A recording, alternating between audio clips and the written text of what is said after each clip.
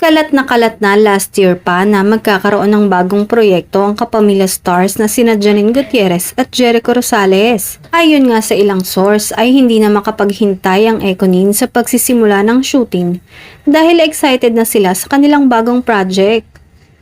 Huling linggo na lang ang Lavender Fields at magtatapos na ito.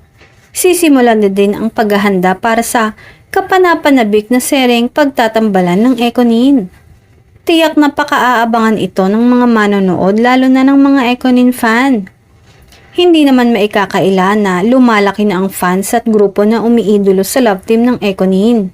Kaya naman paniguradong madami ang manonood ng serye nila at mas lalo pa itong dadami.